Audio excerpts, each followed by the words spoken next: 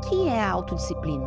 Bem, a autodisciplina é basicamente a habilidade de fazer o que precisa ser feito, principalmente quando você não sente vontade de fazer. Pois quando você faz algo que está com vontade, você não gasta suas reservas de força de vontade e autocontrole. Então assim é mole. Mas quando as coisas ficam difíceis, dolorosas, desmotivadoras e você decide continuar fazendo o que precisa ser feito, é aí que a sua autodisciplina estará sendo exercitada. Veja, não importa quais sejam seus objetivos, em algum momento você inevitavelmente terá que impor sua autodisciplina para se esforçar até alcançá-lo. Do contrário, o mais provável é que você seja tomado pela preguiça e procrastinação. Autodisciplina significa que a disciplina está partindo de você e não de fatores externos. Por exemplo, se a sua intenção é melhorar seu físico na academia, contratar um personal trainer pode ser uma boa opção para aumentar a sua disciplina nos treinos, pois você irá querer honrar os compromissos que fez com essa pessoa. A autodisciplina, por outro lado, significa honrar os compromissos e as promessas que você faz para si mesmo. Nesse vídeo você vai aprender 5 táticas para aumentar sua autodisciplina e que poderão ser aplicadas de forma imediata. Então assista até o final, pois o que você vai assistir a seguir vai com certeza mudar sua vida. Tática número 1. Remova as tentações. O primeiro passo lógico é remover tudo aquilo que te impede de fazer o que precisa ser feito. Isso porque o nosso cérebro está programado para evitar tudo que envolver esforço, dor ou sofrimento. Então, entre trabalhar duro e assistir TV, nós tendemos a escolher a TV, pelo fato de ser fácil e prazeroso a curto prazo. Porém, tudo fica muito mais fácil quando a única opção que você tem disponível é executar o trabalho que tem em mãos. Portanto, comece a observar quais são as coisas que roubam a sua atenção. Pode ser que no seu caso seja o videogame, o celular ou alguma rede social. Após identificá-lo, tire-o de vista. E o mais importante, torne o seu acesso desconfortável e inconveniente.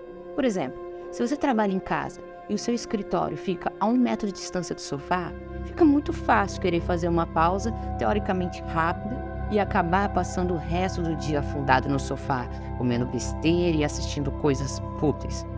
Agora, se você manter o controle da TV e o celular em um local que te leve pelo menos mais de 10 minutos para ter acesso, é bastante improvável que você fique sentado na frente de uma TV desligada, sem fazer nada por mais do que alguns minutos. Mais provável ainda será você escolher gastar vários minutos para acessar essas coisas do que voltar ao trabalho. Tática número 2. Haja antes da vontade de vir. Seja sincero, quantas vezes você já procrastinou alguma coisa importante por simplesmente não estar com vontade de fazer? Várias vezes, não é mesmo? Pois bem, todos nós passamos por isso, e a verdade é que a vontade quase nunca virá, e mesmo quando vem, ela vai embora depressa. É por essa razão que você não deve depender dela para fazer suas obrigações. Lembre-se que você não tem um cérebro programado para ser produtivo e fazer coisas difíceis de forma fácil. Pelo contrário, você e eu temos um cérebro programado para buscar coisas fáceis e rápidas. Um cérebro que tenta alcançar o máximo de prazer com o mínimo de esforço. Agir sem vontade é difícil, mas não é impossível. O segredo é começar, pois assim você tenderá a continuar fazendo o que precisa até terminar. Para tornar isso um pouco mais fácil, você pode usar a regra dos 5 segundos, que basicamente significa contar 5, 4, 3, 2, 1 e agir. Por exemplo, não está com vontade de estudar?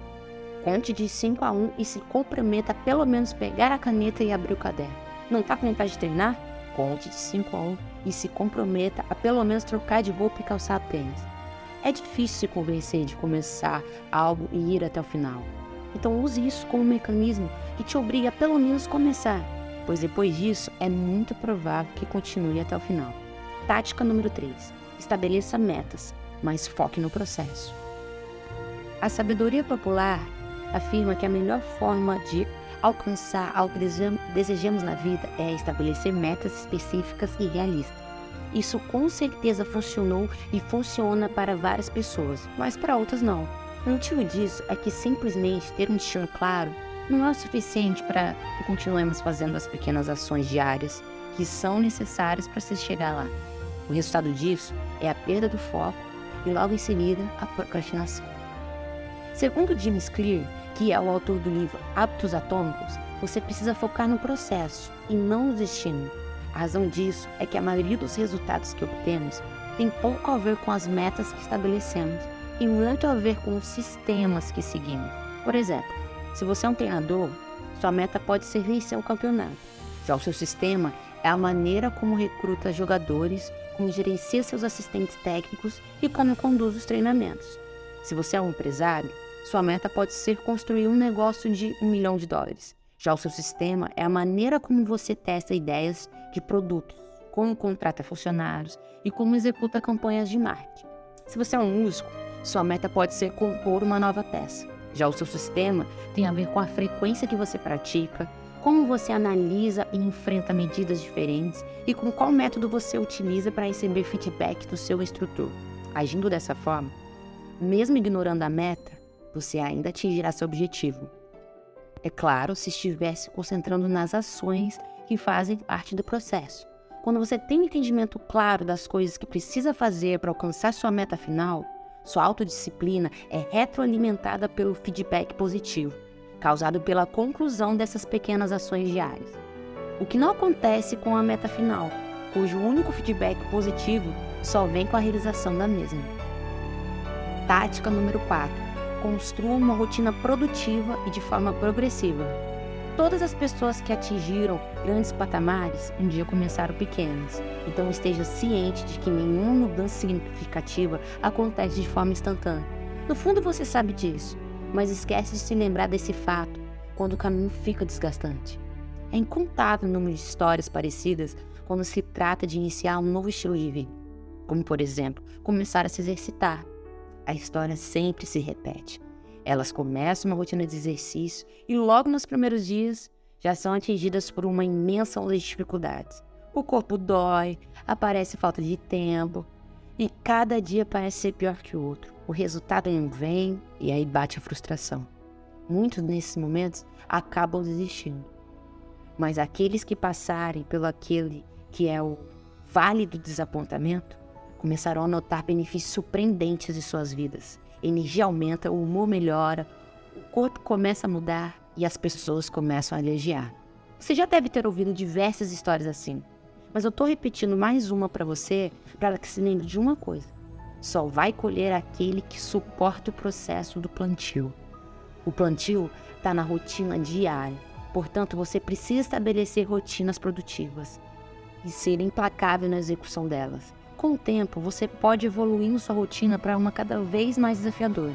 E junto com ela, você também estará evoluindo como pessoa.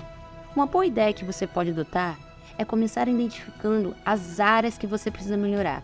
Para isso, você pode fazer uma lista, separando as suas atividades diárias em 3 categorias: as positivas, as neutras e as negativas. As atividades positivas são aquelas que o ajudam a alcançar seus objetivos, como trabalhar, fazer atividade física ou estudar. As atividades neutras são aquelas que quase não têm impacto nos seus objetivos, como lavar louça, ir ao mercado, enfrentar o trânsito. Por último, as atividades negativas são aquelas que te afastam dos seus objetivos, como procrastinar, comer fast food ou reclamar demais. Com essas informações em mãos, ficará muito mais fácil melhorar a sua rotina. Logo de cara, tente eliminar o máximo de atividades negativas que conseguir. Já as neutras, tente delegá-las o máximo possível. Caso não consiga, se pergunte: como posso transformar essa atividade neutra em uma atividade positiva? Por exemplo, se realmente tiver que enfrentar o trânsito e não tiver para onde fugir, em vez de reclamar, use esse tempo para ouvir um audiobook ou um podcast produtivo. Fazendo isso, você conseguirá preencher sua lista cada vez mais de atividades positivas e cada vez menos de atividades neutras ou negativas. Tática número 5. Lembre-se constantemente da regra 21-90. Para alcançar um objetivo a longo prazo, você precisa fazer ações diárias e normalmente as mesmas ações do dia anterior. Isso significa que as suas ações repetidas eventualmente se tornarão hábitos. Mas é claro, desde que seja paciente para suportar o processo. A regra 21-90 se refere à ideia de que se leva em média 21 dias para se formar um hábito, 66 dias para consolidar esse hábito, e 90 dias para transformar esse hábito em um estilo de vida. Sabendo disso, fica muito mais fácil manter disciplina quando você se lembra que essas ações repetidas, que hoje te custam muita energia, em breve se tornarão automáticas. Mas tenha em mente que nem todo comportamento se enquadra nessa regra, pois, segundo um estudo de 2009 conduzido pela pesquisadora Felipa Leily, quando 96 voluntários tentaram formar novos hábitos, o tempo de consolidação dos mesmos variou de 18 a 254 dias. Então, realmente não dá para afirmar quanto tempo irá levar. Mas isso não pode servir de motivo para não fazer o que precisa ser feito. Pois, no fundo, a sua autodisciplina só aumentará na medida em que decidir fazer as coisas que precisam ser feitas, mesmo sem nenhuma vontade de fazer. Você é a pessoa mais importante do mundo. É a única pessoa que está 24 horas com você mesmo. Então, se valorize.